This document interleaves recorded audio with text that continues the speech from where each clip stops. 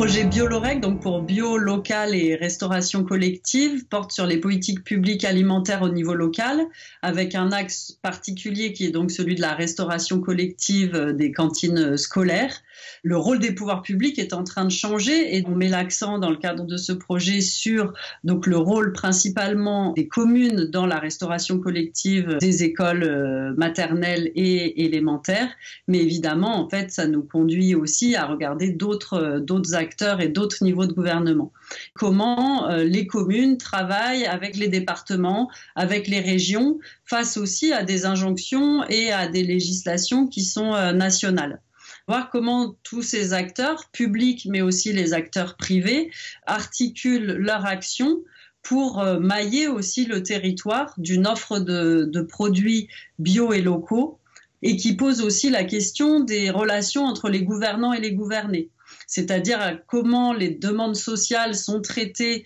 par les élus et par le pouvoir politique, quelles sont les réponses politiques à ces demandes sociales, mais aussi comment les impulsions politiques peuvent aussi favoriser, amener, soutenir, accompagner les changements sociaux. Ce qu'on a voulu faire aussi, et c'était vraiment un point fort dans la proposition du projet, c'est de pouvoir tenir l'analyse des politiques publiques de leur début ou de leur élaboration à leur mise en œuvre. Des questions qu'on peut aborder à partir des programmes électoraux des différents candidats aux élections et des acteurs politiques au pouvoir, quels ont été leurs programmes électoraux, sur quoi ils ont été élus. Donc on a une part aussi d'analyse de la socio-démographie aussi du territoire au sens large, et puis une analyse un peu plus précise sur le rôle des parents d'élèves et des mobilisations qui ont été portées par les parents d'élèves ou qui n'ont pas existé selon les territoires.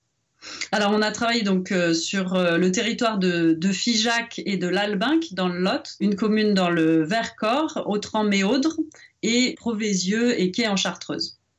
On a ciblé des communes rurales moins étudiées dans la littérature sur ces questions-là pour voir justement aussi les différents enjeux que ces communes rurales ont et avec des contextes agricoles qui sont aussi très différents. Faire une forme de diagnostic des territoires.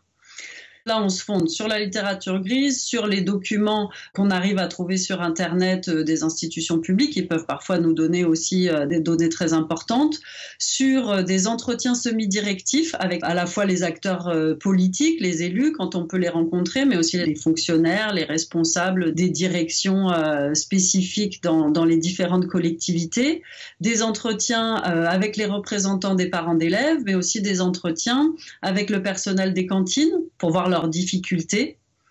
Ensuite, on travaille en organisant des cafés participatifs. Ils sont anonymes, mais ils sont enregistrés. Ils sont ensuite retranscrits, ce qui nous permet de voir comment la discussion entre différents intérêts, différents individus qui n'ont pas les mêmes professions, qui n'ont pas les mêmes envies et attentes vis-à-vis de la restauration collective, de voir comment la discussion se construit. Ce qui fait consensus et ce qui fait du conflit, qui nous intéresse aussi particulièrement pour l'analyse des politiques publiques et de leur mise en œuvre. Dans chaque département, on a une commune partenaire